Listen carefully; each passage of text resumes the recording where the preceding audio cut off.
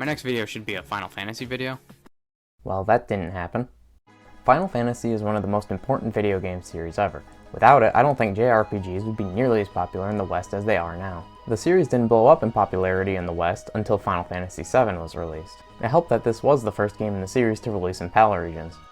No, this doesn't count. But most people already know how important the series is, so instead I'm going to talk about my history with the series. My first Final Fantasy game was 7, as it was for thousands of others. I adored this game. If we're not counting the Pokemon games, this was my first RPG. I loved the world, the characters, the music especially. Final Fantasy VII has easily one of my favorite video game soundtracks of all time. Anyway, I'm getting a little off track. The point is, I loved Final Fantasy VII, so when I finished it, I immediately tried other games in the series. The only other games in the series I was able to play at the time were Final Fantasies X and 13. While 10 was a good game, I couldn't really get into it, and 13, just no. I remember Final Fantasy XV's release being a big deal, so I bought it, but just like Final Fantasy X, I couldn't get into this one either. I stopped playing it one day and forgot about it. So after that, for a while I just thought, I guess this series isn't for me. But then one day I tried the DS remake of Final Fantasy III, and I was having a lot of fun playing it. I liked the job system and the combat was fun. So you would think I looked to see what other Final Fantasy games used the job system and played that one. Nope. Instead I played every Persona game. But recently I've gained interest in the series again. I don't know why, but for some reason I want to play every numbered entry in the Final Fantasy series, starting with the game I'm talking about today, Final Fantasy for the NES. Final Fantasy I was a game I was kind of nervous about playing. Old RPGs are known for mandatory grinding. One thing that always deterred me from playing RPGs was the grinding. I hate just sitting there fighting the same enemies over and over again. Now that I've played more games from the genre, I know that was more of an 80s/90s thing to make the games longer. That's exactly why I was nervous to play this game.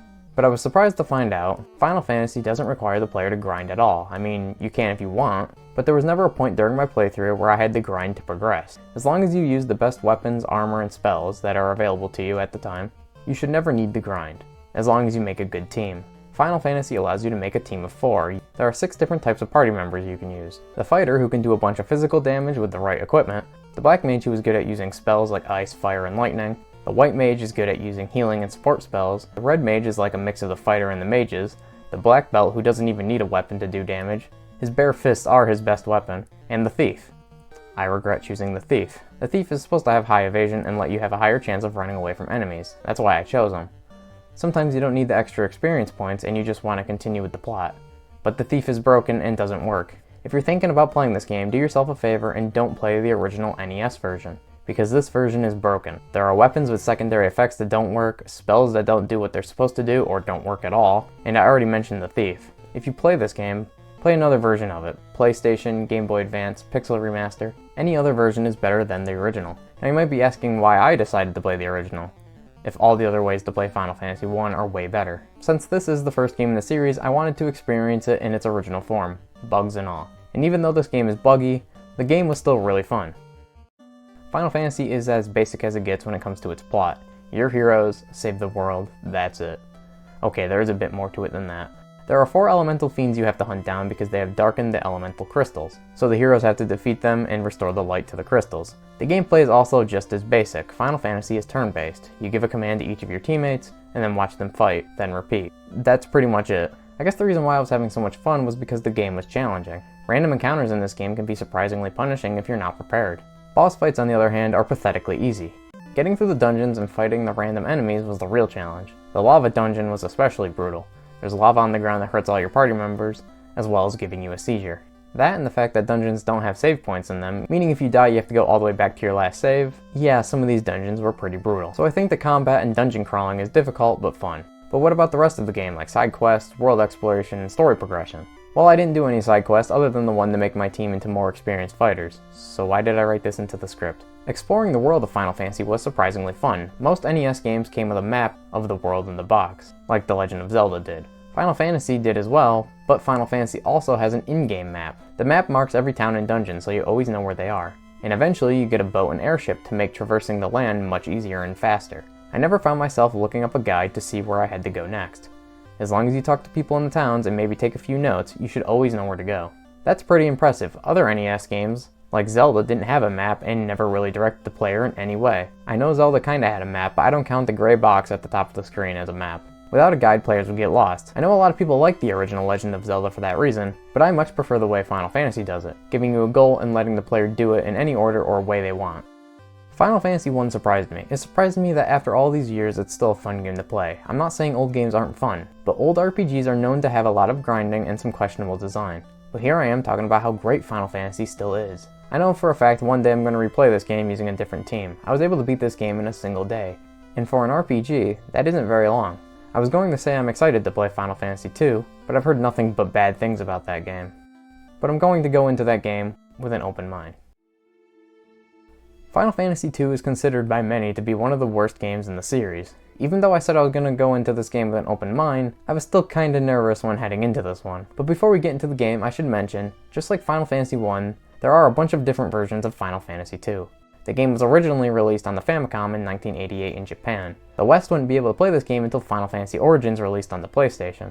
It's also on GBA, PSP, mobile phones, and now the most recent version, the Pixel Remaster, which is the version I'm playing for this video. Like I said earlier, I'm a relatively new Final Fantasy fan, so I don't know all the differences between versions. I don't even know which one is considered the best version to play.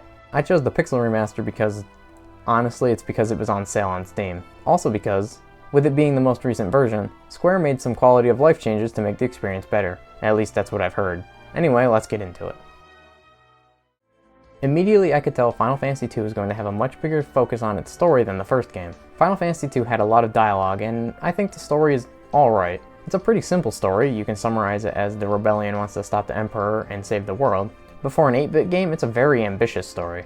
The only complaint I have with the plot is, I wish there were more moments where the characters just talk to each other. For me, it was hard to care about the main characters because I didn't really know much about them or their personalities.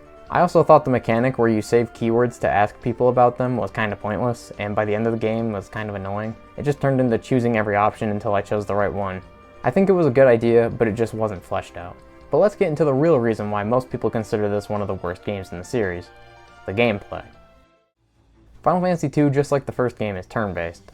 The battle system, for the most part, is pretty much the same as the first, but I don't think it's as fun as the first game. And that's because Final Fantasy II is either really easy or extremely difficult.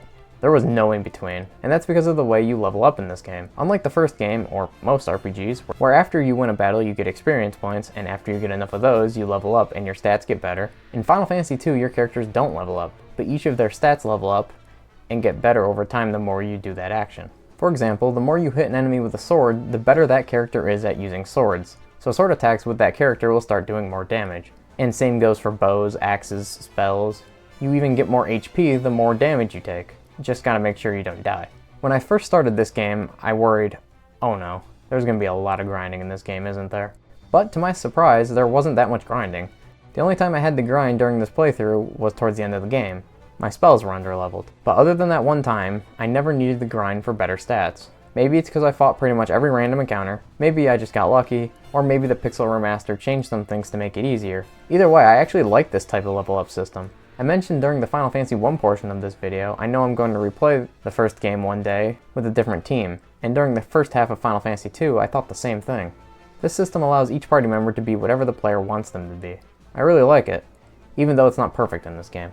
While I didn't need the grind, the second half of this game got really annoying for a different reason. The random encounters started to become way more frequent in the later dungeons, and the enemies from these encounters started using more attacks that would poison or stun my party members. Thankfully, the Pixel Remaster has autosaves, so I was able to start from the beginning of the floor I was on instead of my last save point. Honestly, if I wasn't playing the Pixel Remaster, I don't know if I would have finished this game because of some of the later encounters. Another annoying part of this game was the dungeon designs. Every dungeon in this game has a bunch of dead ends and rooms with nothing in them. When I say dead ends and empty rooms, I mean there's nothing. No treasure, no anything. Thankfully, the Pixel Remaster has a map that shows you the whole floor, so I always knew which paths led to a dead end, but the map doesn't show you what's in the rooms, so you still have to guess which rooms actually have something in them. I started ignoring most of the rooms because these dungeons were already taking long enough, due to the random encounters, and the dungeons getting more complex as the game went on. Is the later half of Final Fantasy II the reason why people don't like this game? I genuinely don't know. I haven't watched anyone else's video about this game. Overall, Final Fantasy II is a game I want to like. I respect what Final Fantasy II did for the series. It was the start of the series being more story-focused, and a lot of recurring elements in this series, like chocobos or the monster in a box, were introduced in this game. But the annoying dungeons and encounters in the second half of the game makes me not really want to come back to this game. I don't think Final Fantasy II is a bad game, That might be because I played the Pixel Remaster and not the original release. Like I said way earlier in the video, I actually played Final Fantasy III before, but this time I will be playing the Pixel Remaster. Now that I've played the first two games, I'm curious to see how much I will like Final Fantasy III compared to those games. Before I start playing the game, let's talk a bit about the history of the game. Final Fantasy III released in Japan on the Famicom in 1990. It's crazy to think that by the time America finally got Final Fantasy I, Japan already had the first three games. The first Western release of Final Fantasy III would be the DS remake in 2006. The only other versions of this game that I'm aware of is the mobile phone version and the Pixel Remaster. There were plans for a WonderSwan Color release in Japan, but it was never finished. For years, Western fans would not have an official way to play the original release, and we still really don't, but the Pixel Remaster is way closer to the Famicom original than the DS remake. I keep calling it the DS remake because it was originally released on DS, but it's now available on Steam. I thought for sure Final Fantasy II would be the start of this series becoming more plot-focused, but Final Fantasy III is just as simple as the first game. The main characters don't even have names this time like they did in 2. So welcome back Fred, Joel, Tim, and Joe. If you're wondering why I chose those names, they were the first names that came to mind. Anyway, the story follows these 4 kids, and like I said, you can name them whatever you want. Actually, the remake gave them names. They end up coming across the Crystal of Light, which gives them some of its power. Then they are told to save the world, so they do. There are some fun moments here, but to be honest, I didn't really care about the plot that much, even on my first playthrough. What made me like this game so much was the gameplay, more specifically, the job system. Just like Final Fantasy I, you can choose what role each party member has, but unlike Final Fantasy I, where you're stuck with whatever you chose at the beginning of the game, in Final Fantasy III you can change their job whenever you want. This means you can use whatever party members you want, and use any strategy you want. Kind of. There are a few moments where you have to use a specific job to be able to progress. I remember thinking this was annoying when I played the DS version, but during this playthrough, I didn't mind it much at all, and that's because the Pixel Remaster removes the job adjustments. In the remake, when you change the party member's job, they would be kinda worthless for the next few battles you did. Their stats would go back to normal after a few battles. In the original version, you had to have enough capacity points to change jobs. You get points from beating enemies, and from what I've heard, it's not that bad. The Pixel Remaster doesn't have either of those, so you can change jobs whenever you want. At the start of the game, you're limited to only a few jobs, the ones from Final Fantasy I, but by the second crystal, you have more to choose from. Throughout the game, I kept changing jobs and experimenting, even if sometimes I had to use a specific job to get through a dungeon. Which, by the way, the dungeons in this game are a huge improvement from the ones in the second game. There are no more empty rooms that are just there to waste your time, and no random encounters were really that annoying, like the ones in the second half of 2. Well, until the final dungeon of the game, but I'll get to that in a bit. Other than the job system, Final Fantasy III is pretty much the same as the first game. Each party member levels up normally instead of each stat leveling up like in Final Fantasy II, and the battles are still turn-based. Final Fantasy II is the first game to let you choose which formation you wanted your party members to be in, the front or the back. I forgot to mention it during the Final Fantasy II part of the video because I only changed the formations once at the beginning of the game. You usually want to put your physical attackers in the front row and your magic users in the back. The party members in the back row will do less physical damage though. While I was only in the formation menu once during my playthrough of Final Fantasy II, in 3 I was changing formations a bit more because I was experimenting with the jobs like I said earlier. Alright, it's time to talk about the Crystal Tower. The Crystal Tower is the final dungeon of the game, and one of the most infamous dungeons in the series. I will say if you're playing the Pixel Remaster, it's not really that bad for the most part. There are the occasional annoying encounters, and the final boss can be kind of annoying because of how much damage it can do, but at least if you game over you can start from the beginning of the floor you were on. But in the original version and the remake, if you game over you're back to the start of the tower. I remember when I got to the Crystal Tower during my original playthrough. It wasn't a good time. But like I said, in the remaster, it's better. Even though the Crystal Tower can be kind of annoying, I think Final Fantasy III is the best of the Famicom trilogy. I think I personally like the first game more, but 3 was really good. I've heard Final Fantasy V be described as a better Final Fantasy III, and I know they used the job system in that game as well, so I'm excited to see how they improve on it there. And that was Final Fantasy 1 through 3. Honestly, I enjoyed these games way more than I thought I would. I was kind of expecting these games to feel outdated, but for the most part, these games are still really fun. Yes, even Final Fantasy 2. Now that I've finished these 3 games, I'm really excited to play the Super Nintendo games, because from what I've heard, that's when the series gets really good. But depending on when this video comes out, for the next video, we're going back to Sonic Frontiers. See you then.